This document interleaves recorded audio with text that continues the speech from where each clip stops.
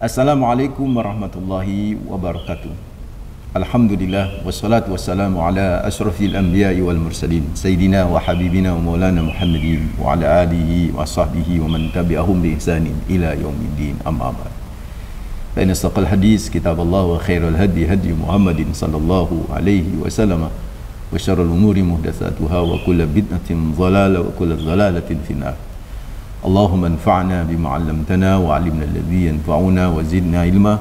Allahumma inni a'udzu bika an adhilla aw dhalla wa azilla aw zalla aw adlima aw udlama wa jahala yujala alayya wa sallallahu ala sayyidina Muhammad walhamdulillahi rabbil alamin.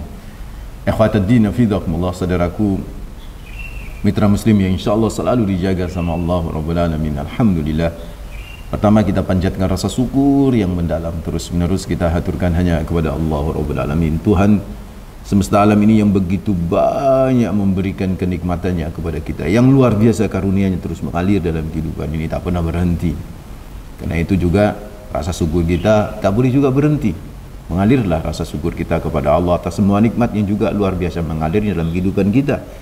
Minimal alhamdulillah mitra muslim tak boleh lepas untuk selalu kita ucapkan alhamdulillahirabbil alamin atas semua nikmat yang Allah berikan kepada kita. Yang kedua, tentu salam dan salawat terus kita persembahkan kepada Nabi kita Rasulullah Muhammad sallallahu alaihi wasallam yang Masya Allah laulan Nabi ma'araftu Rabbi. Kalau kita tidak diutus Nabi Muhammad kepada kita, tentu ma'araftu Rabbi, kita nggak akan pernah mengenal Allah sebagai Tuhan kita. Karena itu hubungan kita harus terus menerus tersambung, terkonek dengan Rasulullah Muhammad sallallahu alaihi wasallam, yaitu dengan cara kita selalu berselawat kepada beliau. Allahumma salli wa sallim ala sayyidina Muhammad wa ala ali sayyidina Muhammad. Semoga salam dan salawat kita kepada beliau, kepada keluarga beliau, kepada para sahabat-sahabat beliau, insyaallah mudah-mudahan itu bisa menjadi syafaat bagi kita nanti di hari akhir. Amin ya rabbal alamin. Saudaraku mitra muslim hafizahumullah, Mas Raga hafizahumullah yang insyaallah selalu dijaga sama Allah rabbul alamin. Kita lanjut di pagi hari ini mitra muslim, motivasi yang kita gali dari surat Al-Mulk ayat 21. Kalau mitra muslim mengikuti pekan yang lalu, separuh jalan kita udah bahas itu kan ya. Tapi sedikit coba kita repeat sedikit aja supaya nyambung dengan yang pekan lalu dan yang baru bergabung juga bisa nyambung. Tema utamanya adalah ya, rizkimu tahu di mana kamu tinggal. Alamat tinggalmu itu jauh lebih bisa dipahami oleh rizkimu, rizki kita gitu kan. Itu temanya begitu. Kita nggak usah takut ya. Kalau sudah rizki kita itu nggak akan pernah hilang gitu kan. Dia udah kenal banget gitu alamatnya. Amman hadzal ladzi yarzuqukum in amsaka rizqah bal lajju fi utuwi wa nufur.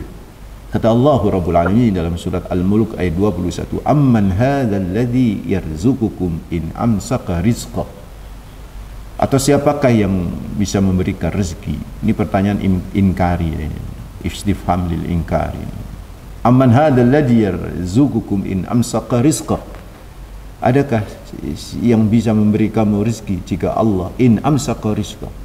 Jika Allah sang pemilik rezeki, sang pemberi rezeki, amsaka rizqah, menahan itu rezeki. Nggak ada yang bakalan bisa memberi rezeki kita kalau udah ketahan sama Allah. Kalau udah ketahan berarti bukan rezeki kita. Maka kita ngerengek kayak apa, usaha sebesar apapun nggak akan pernah bisa mempengaruhi itu menjadi diri kita, milik kita. Balajju fi utuwi wa nufur. Ini orang-orang yang selalu durhaka kepada Allah, menganggap dirinya hebat, dirilah yang bisa mendatangkan semua harta kekayaan itu. Padahal Allah mempertanyakan, apakah itu masih rezeki kamu kalau kemudian Allah bisa menahan? Kalau Allah menahan itu rezeki tidak ke kamu, ke Anda, ke orang-orang kafir itu. Balajju fi utuwi wa nufur. Namun sebaliknya mereka pongah, mereka jumawa, mereka sombong. Mereka laju, berjalan terus. Itu bahasa Melayu kan, laju berjalan terus fi utuwi wa nufur, dalam kesombongan dan kedurhakaan.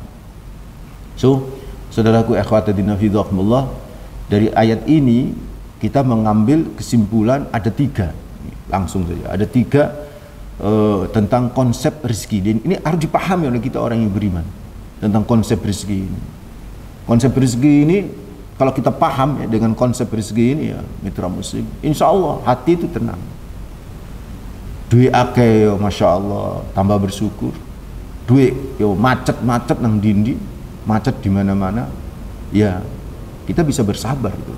Karena kita paham konsep rezeki itu. Konsep rezeki ini kalau saya kumpulkan dari berbagai referensi dari berbagai makalah-makalahnya para ulama, itu ada 3 konsep rezeki itu ya, yang bisa kita ambil spirit dari Al-Mulk ayat 21 tersebut.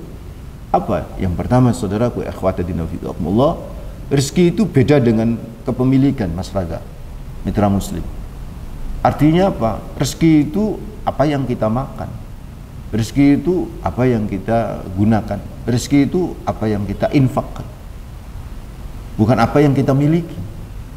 Karena itu rezeki beda sama gaji, masyarakat. Rezeki itu beda sama pendapatan. Pendapatan itu kepemilikan. Gaji itu kepemilikan. Makanya kita bisa menentukan gaji kan dalam sebuah perusahaan.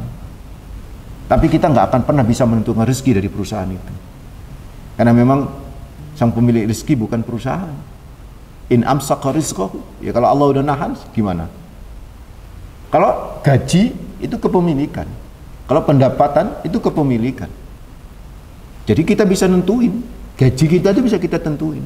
Pendapatan kita itu bisa kita tentuin. Jadi kalau ada orang dalam hidupnya narjet, dalam pekan ini saya harus mendapatkan pendapatan sekian, boleh itu. Harus itu. Untuk penyemangat hidup. Tapi ingat, belum tentu rezeki kamu, kan begitu kan. Belum tentu rezeki yang menarget itu. Perusahaan wajar pakai target ya kan, perusahaan. Saya ceramah di sebuah perusahaan susu terkenal, ya tiap bulan mesti kejar-kejar target. Ya semakin memenuhi target sudah pastilah dapat reward, dapat bonus.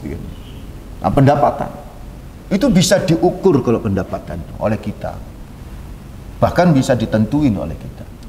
Bukankah dalam dunia perusahaan modern sekarang ini ketika orang melamar pekerjaan kan ditanya juga di antara pertanyaan itu dari perusahaan itu adalah berapa gaji yang dikehendaki, ini begitu ya. Ya kita bisa nentuin ya, karena apa yang kita berikan kepada perusahaan maka selainnya perusahaan memberi sekian itu misalnya. Itu gaji Pak Ibu. Itu pendapatan. Beda dengan rezeki. Rezeki nggak bisa kita tentuin. Ar-Razzaq wallah. Ar-Rizq biyadillahi wahda. Rizq itu di tangan Allah semata. Rizq itu adalah hak prerogatif Allah. Allah lah sang pemberi rezeki. Beda dengan kepemilikan. Kalau kepemilikan ya kita. Kepemilikan itu kita bisa nentuin. Karena kepemilikan itu berasal dari usaha yang kita lakukan. Semakin keras kita berusaha untuk memiliki sesuatu, semakin besar peluang untuk memilikinya. Kan begitu tuh logika dasar hukum sunatullah. Semakin malas kita berusaha untuk ingin memiliki sesuatu, misalnya malas bekerja, ya kan? Ogah-ogahan dalam bekerja. Ya. Kepemilikan itu juga semakin lemah kita dapat, gitu kan. Beda dengan rezeki. Kalau rezeki itu tak ada hubungan dengan usaha kita. Rezeki ya, maaf ya, mungkin ada yang beda sama saya. Saya bukan Jabariyah, tapi itu tadi. Mungkin orang berbeda itu kan, loh kan kita harus usaha. Iya, usaha itu hanya terkait dengan kepemilikan. Usaha itu hanya terkait dengan kepemilikan. Tapi rezeki saudaraku itu terkait dengan apa? Allah. Kalau rezeki terkait dengan Allah. Kalau usaha terkait dengan kita. Kita harus berusaha. Ini konsep pertama yang harus dipahami oleh kita semua. Karena itu ketika kita berhasil memiliki sesuatu, Mas Raga, mitra muslim, gaji, pendapatan, bonus, ini kita berhasil nih, target kita dapat nih. Nah, dari rezekinya di mana posisi rezeki? Yaitu apa yang dimakan, apa yang digunakan, apa yang diinfakkan. Jadi pendapatan banyak, Mas Raga, mitra muslim, hafizahumullah. Pendapatan banyak. Sehingga akhirnya nabung itu savingnya luar biasa, miliar. Ya itu milik kita. Itu milik Anda. Tapi belum tentu rezeki Anda. Karena rezeki itu kalau sudah ada di mulut, kalau sudah kita gunakan, kalau bahkan kata Imam Syafi'i dalam sebuah makalah yang saya dapat dari guru-guru kami, itu yang namanya nasi, Mas, satu suapan nasi ketika kita makan nih, mau masuk ke mulut nih, ini belum rezeki. Baru ketika masuk ke mulut, ketelan, itu rezeki kita. Itu rezeki kita. Bahkan ada orang yang miliarder tapi rezeki ini titik, ya apa gak sok mangan kabeh, gak bisa menikmati, stroke misalnya, ya itu rezekinya di situ. Harta yang berlimpah itu gak bisa dia manfaatin. Nah itu bedanya antara kepemilikan sama apa? Rezeki. Oke, itu konsep pertama yang harus dipahamin supaya kita itu apa? Gak kemaruk, satu. Supaya kita apa? Gak sombong. Supaya kita apa? Gak kecewa, gitu loh. Gak iri, gak hasut, itu penyakitnya banyak kalau kita gak paham konsep rezeki ini. Penyakit hati maksud saya. Yang kedua, saudaraku, nah ini konsep yang kedua. Ya itu jelas. Ini konsep akidah kita, gitu. Yang kedua ini. Bahwa yang menjamin rezeki kita itu siapa? Allah. Ya Al-Mulk ayat 21 di antaranya. Amman hadzal ladzi yarzuqukum in amsaka rizqahu. Allah udah bertanya itu. Siapa yang bisa nahan? Siapa yang bisa memberi kamu rezeki? Kalau Allah udah nahan. Berarti yang menjamin rezeki siapa? Itu diperkuat banyak ayat-ayat Al-Qur'an. Banyak ayat-ayat Al-Qur'an yang berbicara tentang rezeki itu Allah yang memberi. Allah yang ngejamin. Ya yang paling terkenal populer ayatnya itu surat Hud ayat 6. Wa ma min dabbatin fil ardi illa 'alallahi rizquha. Tak ada satupun makhluk yang ada di muka bumi ini, bahkan seluruh alam semesta ini. Ya kenapa kok yang ada di muka bumi? Karena yang paling kelihatan kan, ya itu hakikatnya seluruh alam semesta. Illa 'alallahi rizquha. Sesungguhnya semua dijamin oleh Allah rezeki. Jadi saudaraku, yang ngejamin rezeki bukan perusahaan, inamsaka rizqahu, bukan. Yang ngejamin rezeki bukan kepala keluarga, masyarakat.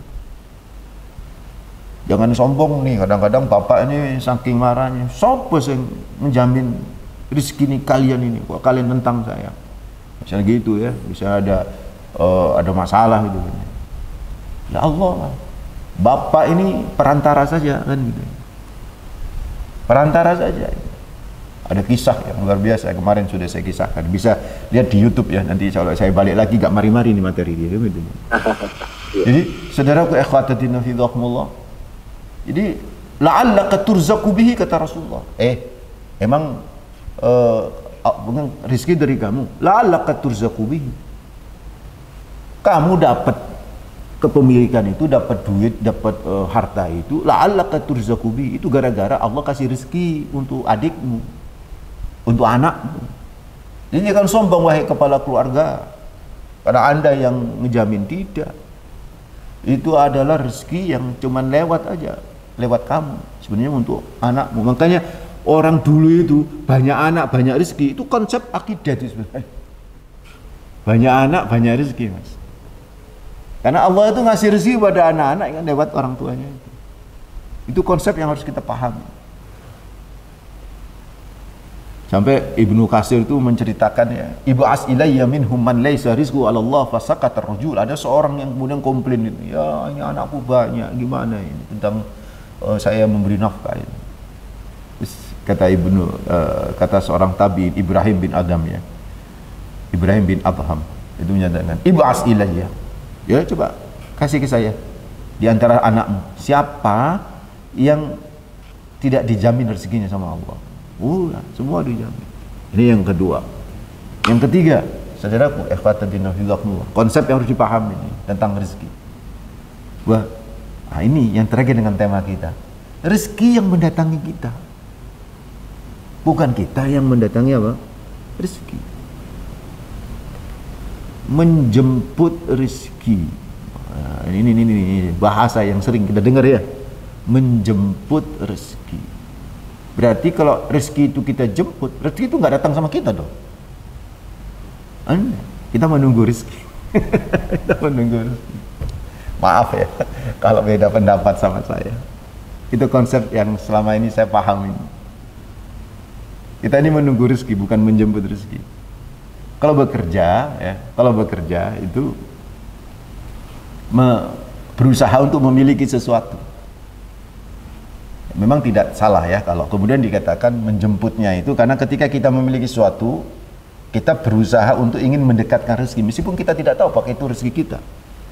Uang yang ada di dompet panjenengan Mas Raga atau pemirsa, tabungan yang ada di rekening jenengan itu kan milik Anda, tapi belum tentu rezeki Anda. Karena yang dipahami oleh beberapa ulama, bukan manusia yang mendatangi rezeki, tapi rezeki yang mendatanginya, bahkan lebih cepat daripada ajal mendatangi seseorang. Ada kata-kata menjemput ajal? Kan nggak ada. Yang ada datang, kita didatangi oleh ajal. Ternyata dalam sebuah hadis ya, disebutkan bahwa dari Abu Darda radhiyallahu anhu qala Rasulullah sallallahu alaihi wasallam, inna rizqa la yatlubul abda kama yatlubuhu ajalu. Sesungguhnya rezeki la yatlubul abda, akan mencari hamba, kama yatlubuhu ajalu, sebagaimana ajal yang mencari hamba tersebut. Jadi antara rezeki sama ajal ini balapan, Mas, untuk mencari hamba itu. Siapa yang lebih cepat dulu? Ya rezeki dong. Sebab kalau ajal lebih dulu, rezeki putus. Maaf ya. Kalau ajal datang lebih dulu, ya habis sudah jatah kita. Jadi ngapunten, mudah-mudahan Allah kasih kesembuhan kepada teman-teman saudara-saudara kita yang lagi di rumah sakit, yang dari rumah sakit, yang di rumah sakit atau yang di rumah lagi berbaring karena sakit. Saya ingin tanya, rezekinya masih mengalir nggak? Masih mengalir, Mas Raga. Dia kerja nggak? Ya tidak kerja. Dia rezekinya mengalir tuh, saudara. Kenapa? Dia masih hidup. Rezeki mendatangi, nah. Baru rezeki itu berhenti mendatanginya. Nah, ketika ajal lebih dulu datang, udah berhenti ya? Berhenti. Ingat, ini konsep ketiga ini. Menurut saya sih keren nih konsep ketiga. Ini yang jadikan tema utama saya. Inna rizqa la yatlubul abda kama yatlubuhu ajaluh. Sesungguhnya rezeki lah yang mengejar kita. Sebagaimana seseorang dikejar juga oleh ajalnya. Karena itu ya, saudaraku ikhwatuddin fillah, saya ingin tanya, kalau kita makan nasi, sarapan nasi tadi, itu lontong, sarapan lontong sayur misalnya, nasi padang, itu dagingnya dari mana? Dari sapi. Sapinya dari Madura. Nah itu loh, bisa mendatangin mulut kita, itulah luar biasa itu. Luar biasa. Apa namanya, beras Cianjur ya? Ciganjur apa Cianjur? Cianjur ya. Itu kan jauh, man. Saya ingat ceramahnya AA gitu kan. Itu kan beras itu datang gitu ke kita ya. Sampai ke meja kita. Jadi rezeki itu ngejar kita tuh, saudara. Kalau itu memang rezeki kita. Kalau bukan rezeki kita ya nggak ngejar kita lah, ngejar Mas Raga, karena rezekinya Mas Raga kan.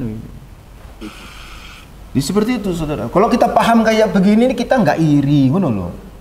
Sisi positifnya. Kalau ada orang kok rame, warungnya rame, wis iku rezeki. Sekarang cobalah, ada warung nyelempit di gang sempit, tapi rame kan. Ada warung di gang besar, pinggir jalan sepi. Ayo coba. Hanya telur dadar loh, Pak. Hanya tongkol. Terus dikei sayur, dikei sambel. di pasar Wonokromo ini viral, sampai antri-antri sing tuku itu. Padahal itu tongkol, sayur, nyambel itu masakan rumahan yang istri saya juga bisa masak. Tapi coba suruh buka, belum tentu seramai itu gitu loh.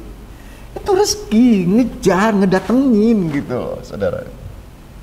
Inna rizqa la yatlubul abda kama yatlubuhu ajalu, kata Rasulullah. Rezeki yang mengejar. Rezeki itu tahu alamat kita, mitra muslim. Hafal alamat kita. Insyaallah saudaraku, ikhwatuddin fillah. Makanya jadi kalau begitu kita nggak berusaha, ya berusaha. Karena kan rezeki itu konsep yang lain itu kan syirmit asrarillah, rahasia Allah kan. Kita nggak tahu, Mas. Rezekinya Mas Raga berapa, rezeki saya nggak tahu. Meskipun kita milik duit banyak, miliaran, kita nggak tahu berapa rezeki yang bisa kita ambil dari milik kita itu, nggak bisa. Bukankah seorang dapat gaji kemudian dia tidak dapat merasakan apa-apa dari gaji itu? Ada nggak? Hilang misalnya. Makanya kemarin saya kasih tahu kan kepada Mas Nasir, itu ada di artikel saya itu. Kalau ada orang yang mencuri duit, kita dapat gaji nih, itu dicuri duit kita dari gaji itu. Itu bukan orang itu yang pencuri itu bukan mengambil rezeki kita, Mas.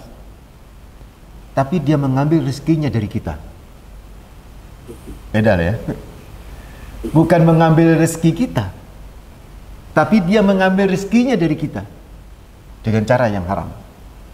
Kalau benar-benar dia ambil blek, nah itu haram. Ini yang disebut rezeki yang haram. Rezeki yang haram itu karena proses kepemilikannya yang haram. Bukan Allah ngasih rezeki yang haram, tidak, karena proses kepemilikannya yang haram. Wes itu saja dulu, nanti bingung nanti kalau saya dalam-dalam ini. Intinya mitra muslim, hafizahumullah, konsep ini penting bagi kita supaya kita nggak sombong, supaya kita nggak jumawa, supaya kita nggak hasutan. Dulu warung sebelah rame sampai pergi ke dukun itu gara-gara nggak paham konsep rezeki. Coba kita paham konsep rezeki. Ya, ada dokter yang pasiennya rame, ada notaris yang kliennya rame, udah hasut, udah nuduh yang bukan-bukan. Ah, main dukun dia rame kan begitu tuh. Yang sepi ngomong ngono kan begitu.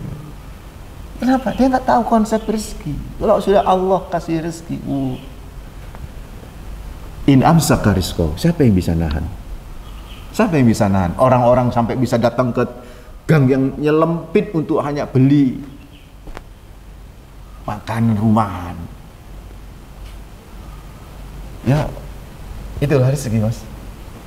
Tapi harus berusaha, karena antara rezeki sama kepemilikan itu mesti nempel, ngono loh, Mas. Antara rezeki sama kepemilikan itu nempel. Setiap kepemilikan kita belum tentu rezeki kita. Sama setiap rezeki kita itu belum tentu, kalau rezeki kita sudah kemungkinan besar itu adalah milik kita kalau udah rezeki kita. Seperti kita dapat gaji itu kan, itu belum tentu rezeki kita. Tapi kita makan dari gaji itu, nah, yaitu berarti rezeki kita datang dari apa yang kita miliki. Maka yang disebut rezeki halalan thayyiban mubarakan. Begitu. Nah, gimana cara kita supaya rezeki kita lancar kan begitu kan? Maksudnya kepemilikan lancar. Ada 7 di sini. Ya, cara menjemput rezeki. Ini istilah yang saya ambil dari paham masyarakat umum aja, ya. Menjemput rezeki. Sebenarnya bukan menjemput rezeki. Jadi ya menunggu di persimpangan. Jadi sama-sama rezeki datang, kita juga datang gitu. Meskipun kita tidak tahu apakah di situ rezeki kita, wallahu a'lam, kita tidak tahu. Tapi kita tetap berusaha. Caranya apa? Ya kerja keras untuk bisa menjadi seperti Mas Raga, kerja keras siang malam ya, host itu tadi. Ada orang kemudian boleh nyeles tuh Mas ya, bahkan nge-grab itu kan. Isu-isu udah berangkat itu. Itu kan dalam rangka untuk memperlancar. Nanti kita akan bahas apa saja cara untuk bisa membuat rezeki itu lancar, saudara. Insya Allah di sini kita bahas. Wallahu a'lam. Langsung kita sapa penelpon pertama pagi hari ini. Halo, assalamualaikum. Waalaikumsalam warahmatullahi wabarakatuh. Dengan Pak siapa ini, di mana? Pak Abdul Halim di Surabaya. Pak Abdul Halim di Surabaya. Silakan Pak Abdul Halim. Assalamualaikum Ustaz. Waalaikumsalam warahmatullahi wabarakatuh, Pak Abdul Halim. Monggo. Oh, Masya Allah, kajian ini ya, saya awalnya Masya Allah. Kepala saya pusing banget. Pusing banget, beneran pusing Ustaz. Soalnya gini Ustaz, ini bertentangan dengan hati saya, dengan akal saya gitu Ustaz. Apa yang Ustaz jelaskan itu untuk hati saya masuk gitu. Tapi akal ini berkata nih, masa iso Ustaz? Kalau gak usaha masa iso oleh rezeki gitu loh Ustaz. Kan secara akal manusia itu kan punya akal gitu ya. Secara akal kalau saya ini orang biasa gitu kan, ya bekerja seperti biasa lah ikut orang gitu. Beda dengan Ustaz kan bisa saja rezeki itu datang secara tiba-tiba gitu kan. Seorang Ustaz gitu ya.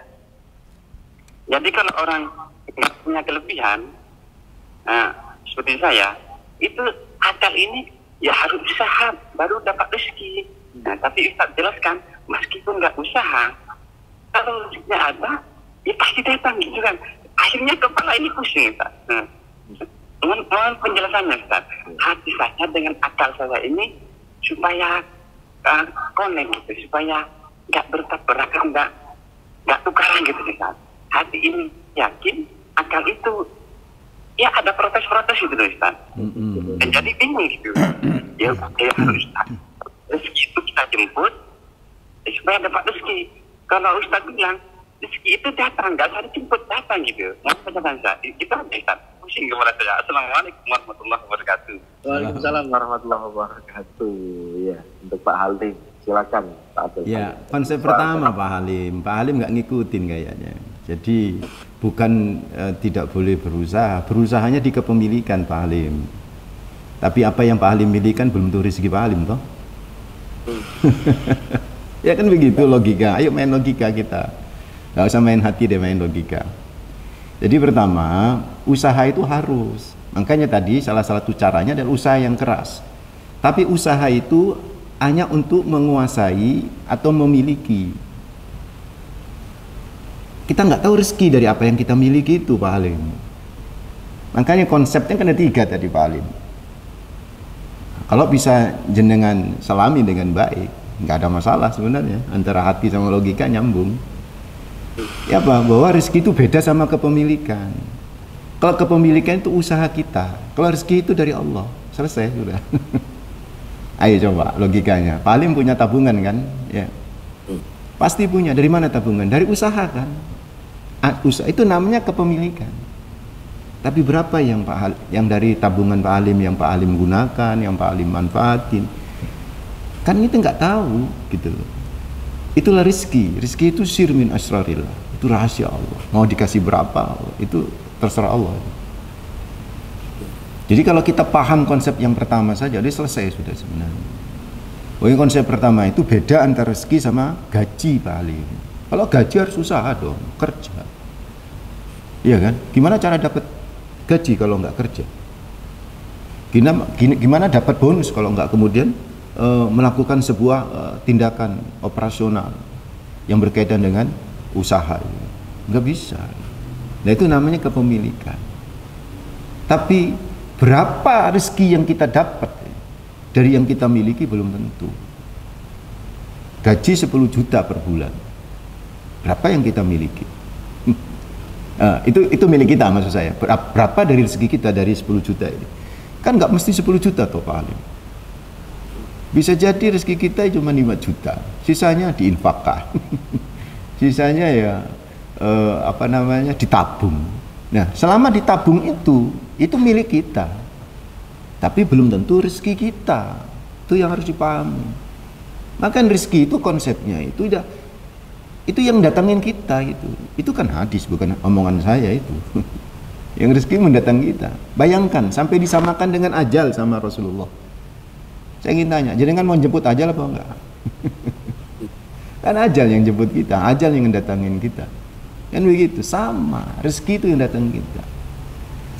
Kalau pakai logika banyak tadi itu loh yang saya logika, ada orang sakit nggak kerja tapi kan masih bisa makan, itu rezeki itu ya datang tuh rezekinya gitu kan. Ada kalau mati baru nggak ada rezekinya karena berarti ajalnya sudah lebih dulu datang gitu. Jadi konsep pertama ini harus dipahami, kan tadi saya ulang lagi itu sebenarnya kemarin pekan kemarin sudah saya ulang lagi supaya nggak gagal paham. Enggak gagal paham. Usaha itu harus untuk apa? Memiliki gaji, memiliki pendapatan. Gimana bisa memiliki pendapatan kalau nggak usaha, kalau nggak kerja, kalau nggak bisnis? Harus itu. Tapi berapa rezeki kita dari yang kita dapat ini? Itu bukan urusan kita, urusan Allah. Banyak orang rezeki duitnya akeh Pak Alim, tapi setruk, gak iso mangan. Ya itu berarti rezekinya segitu gitu. Bisa jadi itu melewat aja itu kepemilikannya, rezeki anak-anaknya, rezeki kerabatnya begitu. Wallahu a'lam. Masya Allah, itu untuk Pak Alim di Surabaya ya. Terima kasih sudah bergabung bersama kami. Kita ke penelpon berikutnya ya, Ustaz. Assalamualaikum. Sekali terputus ya. Silakan bisa telepon kembali, kita langsung ya. 0315624555. Sudah tersambung kembali. Halo, Assalamualaikum. Waalaikumsalam warahmatullahi wabarakatuh. Bu Ana di Menganti. Oke, silakan Bu Ana. Saat ini Pak Ustaz, Allah memberi kehidupan manusia itu satu paket. Kalian rezekinya, kalian jodohnya, kalian ya tidak ada takdirnya. Nah, banyak orang yang nggak bisa bekerja, ya punya keterbatasan gitu, tapi rezekinya mengalir lebih dari cukup. Itu. Nah, kalau Allah memberikan rezeki itu nggak mungkin keliru, Ustaz. Pasti akan nyampe. Itu apa betul seperti itu Pak Ustaz? Alhamdulillah, terima kasih. Waalaikumsalam warahmatullahi wabarakatuh. Masya Allah. Jadi Nggak orang keliru. ada yang nggak bisa kerja karena keterbatasan, tapi rezekinya mengalir terus dan cukup. Ya, itu rezeki gitu ya. Rezeki itu begitu cara kerjanya. Beda dengan kepemilikan Pak Bu siapa tadi? Bu Ana. Bu Ana. Udah bener nih. Berarti nggak gagal paham ini kan ya. Jadi Ya. Sebelum lanjut menanggapi Bu silakan. Ana, saya sapa penelpon berikutnya dulu. Kita tampung dulu yang Bu Ana. Luar biasa sekali tadi komentarnya. Kita ke penelpon berikutnya. Halo, Assalamualaikum. Waalaikumsalam warahmatullahi wabarakatuh. Iya, dengan Ibu Dia di Waru ya. Iya betul. Silakan Ibu Dia. Halo. Iya, suaranya putus-putus Bu Dia. Assalamualaikum warahmatullahi wabarakatuh. Masih putus-putus? Enggak, sudah. Silakan Bu Dia di Waru. Iya. Pak Ustadz, yang mau saya tanyakan, terkadang kita kalau sudah tadi yang dikatakan udah kerja, udah usaha, dapat rezeki ya, dapat rezeki yang kita terima dari Allah Subhanahu Wa Taala. Nah, rezeki itu kan kita nggak tahu setelah kita kerja dari muda sampai pensiun itu kan khawatirnya kan dikhawatirkan kan rezeki itu berupa istidroj. Nah itu menyikapi seperti itu seperti apa Ustaz? Karena kan kita juga kita juga kan ngeri ya kalau lihat hukumnya. Terus ya itu sih, itu aja. Mohon penjelasannya. Kita juga ngeri kan dengan ketentuan dan qadarullah dari Allah Subhanahu Wa Taala. Mohon pencerahannya. Barakallahu fikum. Assalamualaikum warahmatullahi wabarakatuh. Waalaikumsalam warahmatullahi wabarakatuh. Terima kasih Bu Dia di Waru. Kita lanjut tanggapi Bu Ana tadi Ustaz ya, yang rezekinya tetap mengalir meskipun tidak bisa bekerja karena keterbatasan. Betul. Jadi rezeki itu tidak keliru, itu bahasa yang bagus dari Bu Ana. Karena kalau Allah sudah memberi rezeki kepada seorang, nggak akan pernah kemana itu, pasti. Orang itu kemana dikejar tuh sama rezeki itu. Orang kemana pasti didatengin tuh. Kalau itu sudah jatahnya ya rezeki. Dan itulah yang saya maksud bahwa rezeki itu biyadillahi wahda. Rezeki itu karena ayat-ayat Al-Qur'an jelas. Rezeki itu semata adalah Allahu Rabbul Alamin yang punya hak prerogatif. Beda dengan kepemilikan. Sekali lagi saya ulang-ulang supaya tidak gagal paham. Nanti akhir khawatir salah paham. Wah, nggak perlu bekerja kan? Itu salah paham itu saya. Jadi bekerja itu untuk memiliki gitu loh. Memiliki apa? Gaji. Memiliki apa? Bonus. Memiliki apa? Ya, apa yang kita inginkan dari usaha itu, memiliki cuan. Itu memang harus bisnis. Kalau kepengin cuan, kalau kepengin gaji harus kerja gitu. Itu harus. Tapi ya itu tadi. Beda dengan rezeki gitu ya. Rezeki itu unik banget gitu kan. Maka disebut rizik gitu kan. Rizik itu beda dengan ato. Kalau ato, rizik itu ato ya, bukan al-milk ya. Kalau al-milk itu kepemilikan. Kalau al-milk butuh usaha. Kepemilikan butuh usaha, kalau ke rezeki itu yang akan datangin kita. Tanpa usaha pun kita datang. Kita didatangi oleh rezeki kita, itu pasti. Itu ya Bu Ana. Jadi memang rezeki tidak akan pernah keliru itu. Rezeki akan terus menyasar. Yang memang itu rezekinya. Gitu. Menyasar itu memang rezekinya. Banyak kisah-kisah yang kemudian rezeki itu sih muter-muter nang dindi Mas. Muter-muter kakar-karannya. Ternyata ya di sebelahnya dia di sebelahnya nih. Jadi itu banyak kisah-kisah yang kami itu yang inspiratif bagi kita, motivatif bagi kita, bahwa itulah rahasia rezeki yang kadang-kadang kita nggak bisa mendetek dan menganalogi karena memang itu sudah hak Allah. Tapi kalau masalah kepemilikan bisa kita logikakan.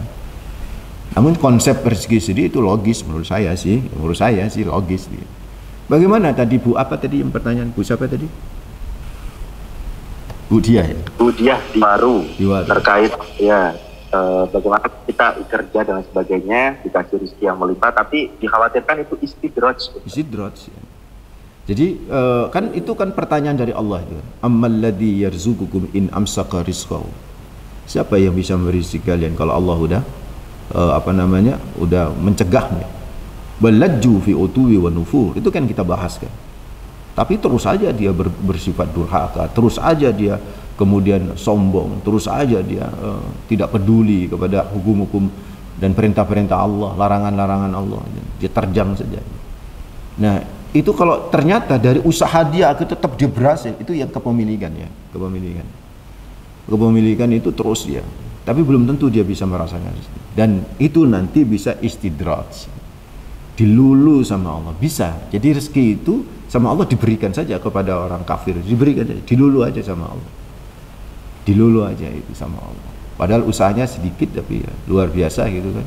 Rezeki dia itu luar biasa, apa yang dia miliki dan apa yang dia manfaatkan dari apa yang dia miliki. Bisa jadi istidraj tuh Bu Dia ya, bisa jadi istidraj itu. Makanya kita juga harus nggak boleh merasa itu kok gak tahu sholat kok iso duitnya akeh.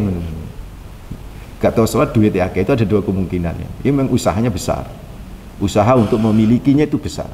Kita sholat tapi nggak usaha untuk bisa memilikinya, keliru kan kita.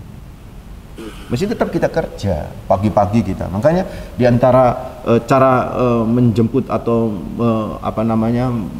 menatap rezeki kita itu diantaranya itu adalah kerja keras dan kerja cerdas kan, itu yang pertama ya. Mitra Muslim hafizahumullah. Kalau belum ada telepon masuk kita lanjut aja karena waktu sudah habis. Ya kan, kerja keras dan kerja cerdas itu kan. Terus yang kedua apa? Takwa kepada Allah. Tetap ini harus kita jalani. Wa may yattaqillaha yaj'al lahu makhraja wa yarzuqhu min haitsu la yahtasib. Dan takwa itu yang bisa memberikan rezeki di tempat yang tidak diduga-duga. Terus yang ketiga apa? Tawakal. Tapi ingat jangan gagal paham juga dengan istilah tawakal ya. Tawakal itu bukan pasrah ya. Tawakal itu positif Mas Raga. Tawakal itu action. Perhatikan pernyataan Umar bin Khattab ketika beliau mengungkapkan apa yang beliau dengar dari Rasulullah. Rasulullah pernah bersabda, "Lau annakum kuntum tawakkaluna 'ala Allah haqqa tawakkuli la razaqtum. Kama tarzuqut tayr taghdu himasan wa taruhu bitana." Kata Rasulullah, "Lau annakum kuntum tawakkaluna 'ala Allah haqqa tawakkulihi." Kalau kalian itu sungguh-sungguh bertawakal kepada Allah dengan sebaik-baiknya tawakal, la razaqtum. Niscaya kalian akan diberi rezeki sama Allah. Kama tarzuqut tayr taghdu himasan wa taruhu bitana. Bagaimana Allah memberi rezeki kepada burung. Pagi-pagi dalam keadaan lapar, pulang sore dalam keadaan kenyang. Nah ini kan burung keluar, itu usaha kan. Usaha untuk memiliki apa? Serangga. Dan ketika usaha itu dilakukan untuk memiliki sesuatu, kalau dia langsung memanfaatkan, itulah rezekinya. Kalau dia simpen, dia milikin mas ya. Dia milikin, dia simpan di dompet, disimpan di tabungan. Kalau burung tadi disimpan lagi di tempat penyimpanan. Belum tentu rezekinya si burung itu. Ini dimakan ular, dimakan binatang yang lainnya. Saudaraku ikhwat dinam, itulah uniknya rezeki, beda dengan kepemilikan. Nah, tetap harus tawakal. Tawakal itu action. Yang keempat apa? Sabar dan selalu bersyukur. Sabar berusaha. Kalau hari ini Allah belum ngasih rezeki, ingat, semua pasti dijamin rezeki sama Allah. Kita nggak akan pernah mati kehilangan rezeki. Allah maha kasih, Allah maha sayang sama kita akan kasih. Cuman kadang-kadang kita tak berusaha saja. Ini saya ulang-ulang ini supaya nggak berusaha untuk memiliki sesuatu, sehingga bisa jadi kita nggak tahu dari apa yang kita miliki itu di situ ada rezeki kita. Makanya kita miliki itu sesuatu supaya kita bisa tahu, bisa kita buka, oh di situ ada rezeki kita. Nah, yang kelima banyak berinfak. Kata Rasulullah, kata Allah, "Wa ma anfaqtum min syai'in fa huwa yukhlifu wa huwa khairur raziqin." Dikatakan Allah lah sebaik-baiknya pemberi rezeki. Berapapun yang kalian infakkan, maka Allah akan beri ganti, dan itulah rezeki yang Allah kasih kepada Anda dengan infak. Bagaimana Rasulullah pernah bersabda, "Ya bena Adam, anfik anfaqu alaik," atau unfiku alaik. Anfik unfiku alaik. Kata Allah Rabbul Alamin di hadis qudsi dalam riwayat Imam Muslim, "Hai anak Adam, hai manusia, anfik, berinfaklah, unfiku alaik, maka aku akan kasih nafkah pada dirimu." Itu rezeki. Jadi orang kalau memberi sedekah itu Allah akan datangkan rezeki dalam hidup kita. Ya tanpa kita duga-duga, saudara. Itu bagian daripada bagaimana membuat rezeki itu bisa kita temukan itu. Dan rezeki bisa menemukan kita. Yang keenam, silaturahim itu juga bisa mendatangkan rezeki. Coba kan logika nggak bisa. Gimana cara silaturahim kok bisa mendatangkan rezeki? Oh, mendatangkan rezeki itu kerja kan begitu. Nah itu karena selama ini kita memahami rezeki itu kepemilikan, padahal bukan. Rezeki itu masya Allah, itu rahasia Allah. Lewat sering silaturahim, itu akan bisa memperpanjang umur, juga bisa melapangkan rezeki. Dan yang terakhir, banyak berdoa dan banyak beristighfar. Sering berdoa kepada Allah, sering beristighfar kepada Allah. Allah akan bisa banyak mendatangkan rezeki dalam hidup kita. Man lazimal istighfar, ja'alallahu min kulli dhikim makhraja wa min kulli hammin faraja wa razaqahu min haitsu la yahtasib. Kata Allah, siapa orang yang sering istighfar? Kata Rasulullah, siapa orang yang sering istighfar? Ja'alallahu lahu min kulli dhikim makhraja. Allah akan jadikan setiap kesulitan ada jalan keluar. Dan setiap kesumpekan, kesetresan ada ketenangan. Wa razaqahu min haitsu la yahtasib, dan Allah akan beri rezeki di tempat yang tidak diduga-duga. Ini saudaraku ikhwatatina fillah, gimana cara kita untuk bisa mendapatkan rezeki Allah Rabbul Alamin? Ya, memang kembali semua kepada Allah. Tapi kita kalau bisa berusaha untuk bisa mendapatkan rezeki itu. Nah, di antara yang pertama tadi lah, sekali lagi kita harus berusaha memiliki sesuatu, karena bisa jadi di dalam sesuatu itu ada rezeki kita. Kita berusaha untuk memiliki gaji kita berusaha untuk mendapatkan cuan, pendapatan, karena kita berharap di cuan itu, di untung itu, di gaji itu, di pendapatan itu, di bonus itu ada rezeki kita. Wallahu a'lam. Mudah-mudahan bermanfaat. Aqulu qouli hadza astaghfirullah li wa lakum innahu huwal ghafurur rahim. Assalamualaikum warahmatullahi wabarakatuh.